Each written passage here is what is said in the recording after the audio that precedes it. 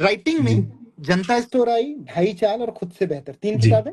जी इसकी क्योंकि लिखना अब जैसे एक एडवर्टाइजमेंट बनाना या कोई छोटा सा स्क्रिप्ट लिखना एक छोटी छोटे वन नाइट स्टैंड या 15 दिनों की कहानी जैसी होगी, लेकिन कोई किताब लिखना, वो भी इस साइज की, जितनी बड़ी किताब है, ये बहुत पेशेंस चाहिए उसके लिए, और हाँ बड़ा मोटिवेशन भी चाहिए, अंदर से धक्का मारना भी चाहिए कि नहीं करना है मुझे पूरा।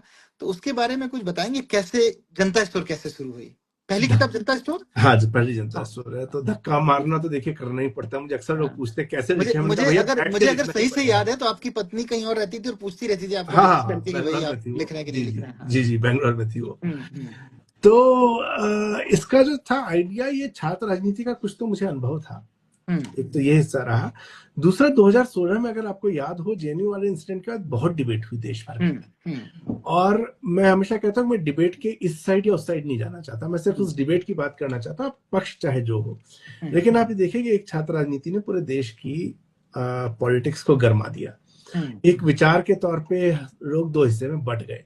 तो आपको अक्सर वो यूनिवर्सिटी का चुनाव जितना छोटा दिखता है उतना छोटा है नहीं, उसके होता पीछे नहीं है। बहुत सारे गेम्स होते हैं। जेएनयू इंसिडेंट में अगर कोई सर्च कर सके, हमारा व्यूअर, तो सर्च करिएगा, जिस दिन पहले दिन खबर आई थी उस दिन जिन लोगों के नाम आए थे वो चेक करिएगा, और तीसरे दिन चेक करिएगा, आपको बहुत सारे नाम गायब दिखेंगे। और उनमें से एक ऐसी व्यक्ति है जिसके पिताजी सांसद थे कम्युनिस्ट पार्टी से, और वो अरुण जेटली के कंधे में हाथ डाल के घूमते नजर आए, और उसके बाद उनकी बेटी का नाम गायब हो गया और उसमें कोई और चला गया। तो ये आप लड़ रहे हैं दक्षिण और वाम के चक्कर में, वहां पे काम कुछ और हो रहा है। तो ऐसी बहुत सारी चीजें थी। तो उसके बाद मुझे लगा कि ये एक अच्छा विषय हो सकता है जिसके ऊपर इंसाइट्स में दे सकता हूँ।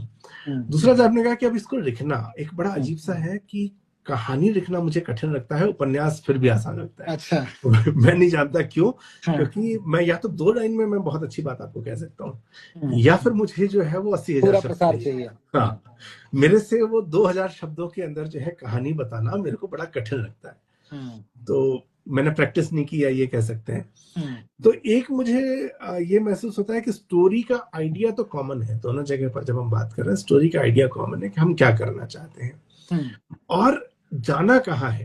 अगर मैं मार्केटिंग में भी देखूं तो जाना कहाँ है का रास्ता वहां पर भी है। तो जाना कहाँ है आपको तय करना पड़ेगा, और वो मुझे लगता है कि उपन्यास में भी तय करना होता है कि तो जाना शुरू से ही आप तय कर लेते हैं? मैं शुरू से तय करता हूँ। अगर मैं नहीं करता तो मेरे से खत्म नहीं होगा वो उपन्यास। अच्छा। ढाई चाल में भी ऐसे ही?